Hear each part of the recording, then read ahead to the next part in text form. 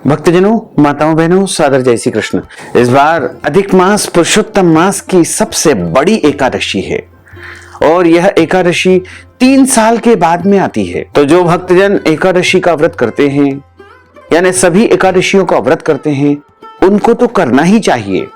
लेकिन यदि आप सभी एकादशियों का व्रत नहीं कर पाते हैं तो आपको इस एकादशी का व्रत जरूर रखना चाहिए, क्योंकि ये एकादशी दुख और दरिद्रता का नाश करने वाली एकादशी बताई गई है। पद्म पुराण में स्पष्ट रूप से लिखा हुआ है कि भगवान कुबेर ने परमा एकादशी का व्रत करके ही देवताओं के कोषाध्यक्ष धनाध्यक्ष का पद प्राप्त किया था। तो ऐसे में यदि आप इस परमा एकादशी का व्रत रखेंगे तो निश्चय ही आपके घर की दरिद्रता समाप्त हो जाएगी और आपके घर में अपार धन ऐश्वर्य की प्राप्ति होगी। इस संसार में आप धर्म, अर्थ, काम और अंत समय में मोक्ष पद वैकुंठ लोक को जरूर प्राप्त कर पाएंगे। अधिक मास, मल मास, पुरुषोत्तम मास जिसे कहा जाता है, जो कि प्रत्येक 3 वर्ष में आता है, और इसमें जो एकादशी आती है वो मनुष्य को करोड़ों एकादशी का पुण्य देने वाली एकादशी मानी गई है, क्योंकि इस महीने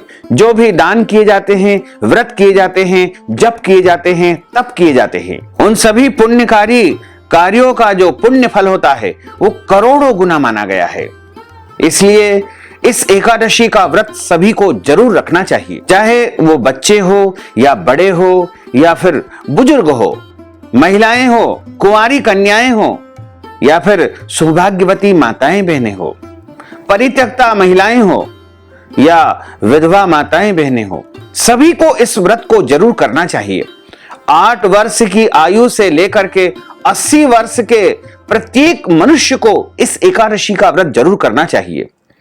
आप चाहे किसी भी धर्म को मानते हैं, किसी भी पंथ को मानते हैं या किसी भी संप्रदाय को मानते हैं, आपको इस अधिक मास पुरुषोत्तम माह की एकादशी का व्रत जरूर करना चाहिए, क्योंकि प्रत्येक व्यक्ति किसी न किसी कारणवश दुखी रहता है। कोई तन से दुखी है तो कोई मन से दुखी है तो कोई धन से दुखी है, यानी इस संसार में कोई भी प्राणी सुखी नहीं है। इसलिए यदि आप सुख की अपेक्षा करते हो, यानी आप जीवन में अपार सुख प्राप्त करना चाहते हो, धन धान्य प्राप्त करना चाहते हो, या जो भी आपके मन में इच्छाएं हैं, कामनाएं हैं, उन सब इच्छाओं की पूर्ति के लिए आपको एकादशी का व्रत जरूर करना चाहिए।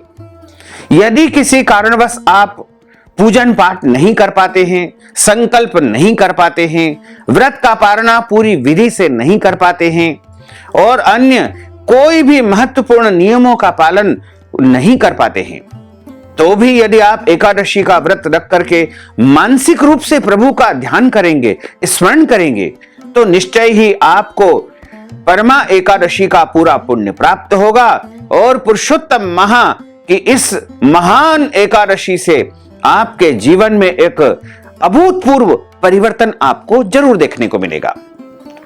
इस बार पुरुषोत्तमा एकादशी परमा एकादशी तिथि का आरंभ 11 अगस्त 2023 की सुबह 7:35 से हो जाएगा, जो कि अगले दिन यानी 12 अगस्त की सुबह 7:58 पर एकादशी तिथि समाप्त हो जाएगी। 11 अगस्त को दशमी युक्त एकादशी है, इसलिए आपको 11 अगस्त के दिन किसी भी प्रकार से व्रत नहीं रखना है।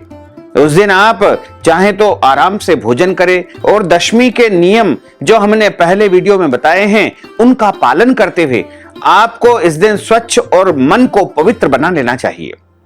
एकादशी का जो व्रत है वो 12 अगस्त 2023 को ही रखा जाएगा, क्योंकि इसी दिन सूर्योदय व्यापिनी द्वादशी युक्त शुद्ध हरिवासर एकादशी है।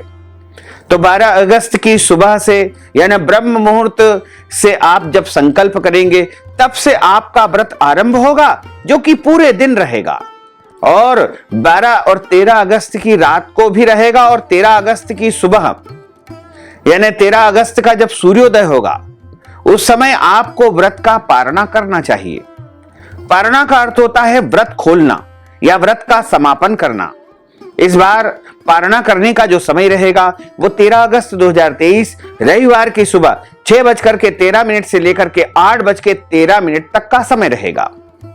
तो आप 11 अगस्त के दिन भोजन करें, किसी भी प्रकार का कोई व्रत नहीं रखे, और 12 अगस्त के दिन आपको अन्न का सेवन बिल्कुल नहीं करना है। यानी इस दिन केवल आपको अन्न का परित्याग कर देना चाहिए। दूध, फल, मिठाई या फलाहारी वस्तु, ड्राई फ्रूट्स इत्यादि आप लेकर के और एकादशी व्रत जरूर करें। आप यदि ज्यादा भूखे नहीं रह पाते हैं तो आप 2 बार भी फलाहार कर सकते हैं। आप चाहे तो 3 बार फलाहार कर ले, 4 बार फलाहार कर ले, पूरे पेट भर करके फल खा ले, फलाहार कर ले, लेकिन अन्न का सेवन आपको गलती से भी नहीं करना है। यानी कुल मिलाकर के आपको 12 अगस्त के दिन अन्न का परित्याग करके एकादशी का व्रत जरूर करना है। यदि इस एकादशी का व्रत आपने पूरे मन से, तन्मयता से कर लिया, बिना किसी नियम का पालन करते हुए भी आपने यदि इस एकादशी व्रत को पूरी तरह से कर लिया, तो निश्चय मानिएगा कि आपके जीवन में, आपके घर में, आपके परिवार में सभी प्रकार के सुख आपको मिलने लगेंगे और आपके सभी कष्ट और संकट जरूर समाप्त हो जाएंगे। तो भक्तजनों, माताओं, बहनों, हमने जो ज्ञानवर्धक जानकारी आपको प्रदान की है, इसको आप अधिक से अधिक लोगों को शेयर करिएगा, लाइक करिएगा, कमेंट करिएगा, और यदि अभी तक आपने सब्सक्राइब नहीं किया है तो अभी और इसी समय सब्सक्राइब अवश्य कर लीजिए। आपको और आपके पूरे परिवार को सादर जय श्री कृष्ण, सादर धन्यवाद।